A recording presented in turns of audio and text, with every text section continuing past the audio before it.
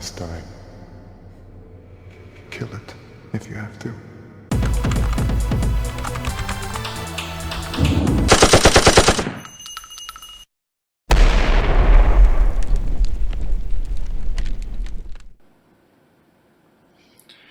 What's up? I went to see a movie today, like I do. Um, well, I guess first off, I've been pretty depressed over the past few days, to be honest. Just been thinking too much, and it's been making me wake up and not have motivation to do anything, which is great when you're, you know, pretty much having to work all the time. It just really adds up really quickly. Um, and it's kind of frustrating, and I'm struggling to get out of bed to go to work and do the things I need to do every day, which is very frustrating. It's leading me to think things I probably don't need to be thinking, but have been thinking for a long time, just more concentrated. Um, and it's tough. I haven't been wanting to go to work. Like, I mean, I know nobody wants to go to work, but I have like been dreading going to work. Like, I've been waking up thinking, oh, I should either call out or quit. And it's nothing against the job so much. I mean, there's problems there, but it's nothing so much against the job so much as me just not being in the right mindset lately.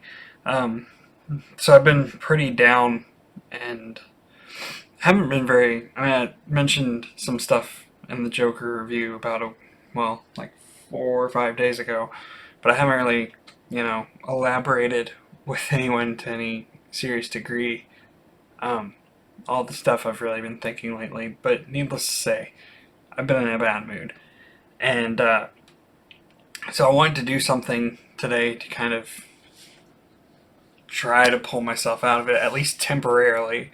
Um, so I decided I was going to go see a movie and go see something to just entertain me and be fun and different. Um, like most of the movies I've watched up to this point, for the most part, have been very character driven. Like, they've all been. I mean, they're not to say there aren't characters in this movie, but I mean, like, they've been famous already characters, like the Joker, Spider Man, the Aladdin, Lion King, um, It, like Pennywise and It. Um, I feel like there are others I'm probably forgetting at this point because I started to do so many. Um, but this one was kind of wholly its own, kind of like how Villains was a couple movies back. It was something I had no clue of what it was going into, just the same way that movie was. I went to see Peanut Butter Falcon, or I guess The Peanut Butter Falcon. I knew nothing about this movie going into it. I did some very, very light research and was like, oh yeah, that sounds like something I gotta see. So basically, it's sort of like a modern day Mark Twain movie. Well, Mark Twain story as a movie, except it's not really him, obviously. It just has that feeling. Um, and it's about a few different characters.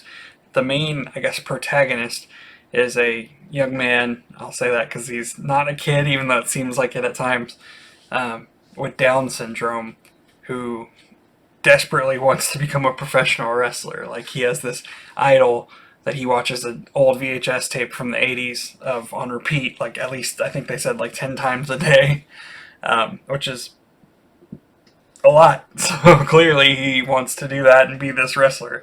Um, but he's living in it's almost like a nursing home mixed with an ICU or whatever.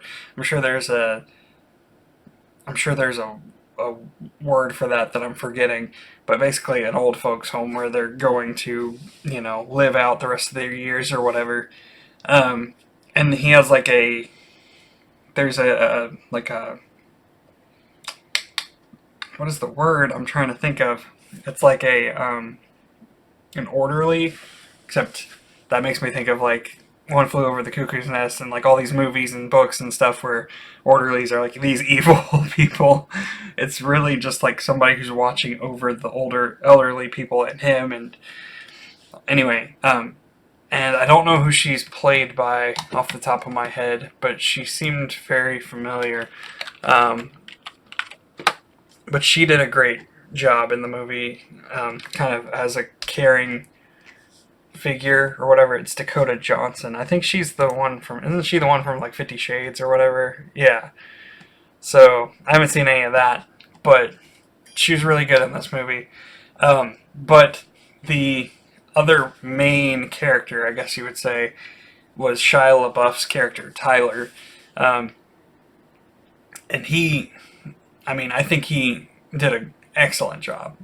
His character is kind of like he's wanting to be like a crab fisherman or something along those lines, but he used to work with his brother, played by John Bernthal, I guess, but his brother passed away.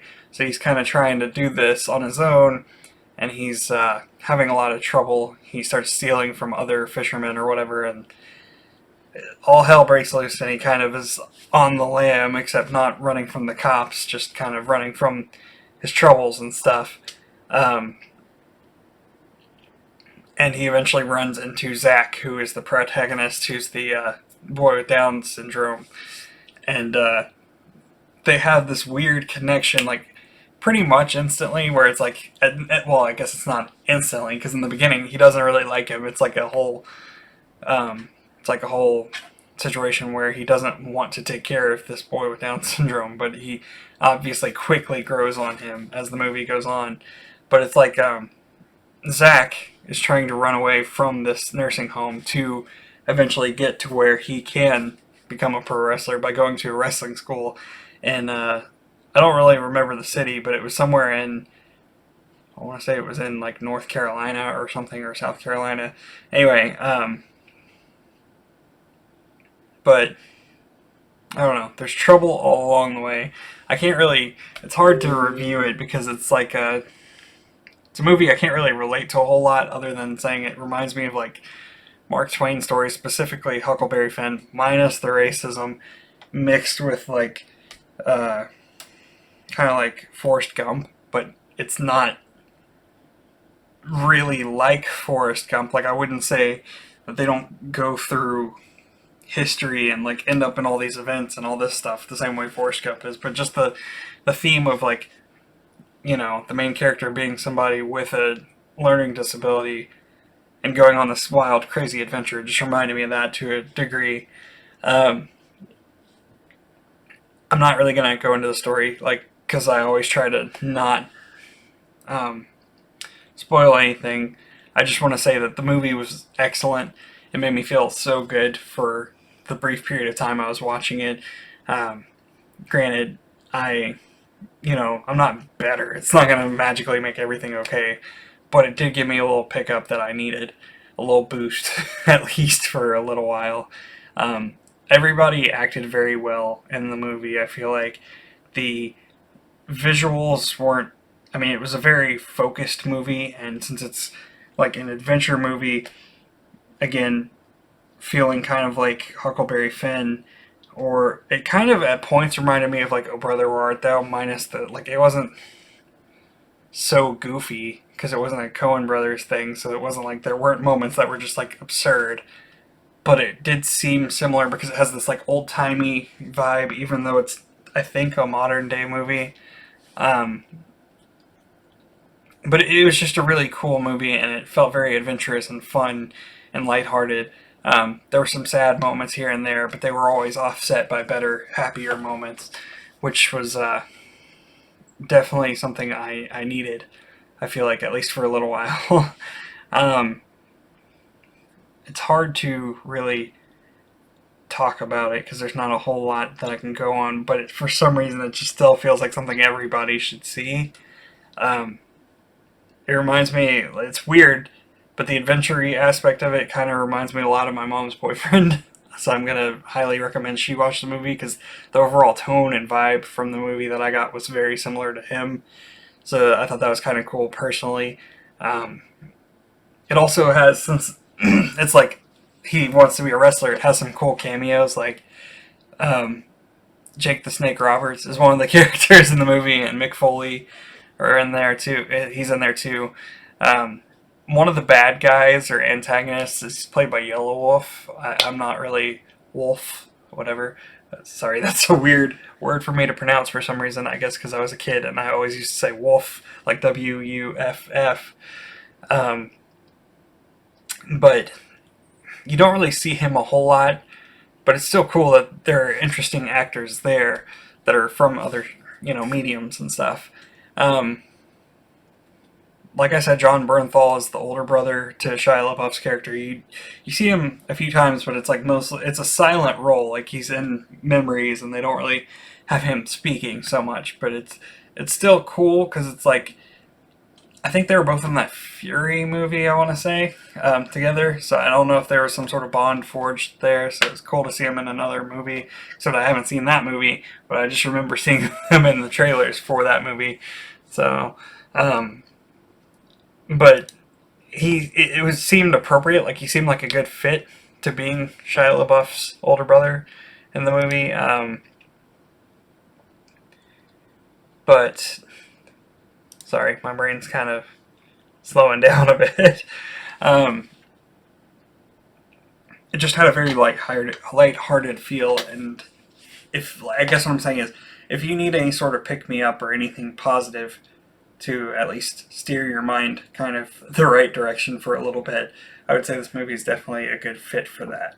Um, it seemed short. I think it was like an hour and 45 minutes or so, or maybe an hour and 50 minutes. Not, it wasn't very long, but the ending kind of felt a little rushed. That's my one complaint. Um, I think it was a great movie, but yeah, it's like an hour and 40 minutes roughly. I think it's a great movie. It could have had a little bit lengthier of an ending, kind of, just to kind of wrap it up in a way that didn't feel so like beat you over the head with a bad thing and then have it kind of be positive or whatever. Or I don't know. It just felt very. I'm probably gonna cut that out because that might reveal things if you go watch the movie, and I don't want that to be there. But I just feel like they could have smoothed it out and padded it out a bit at the end just to make it, which I know you shouldn't expect padding in any media, but because that will typically make it not that great.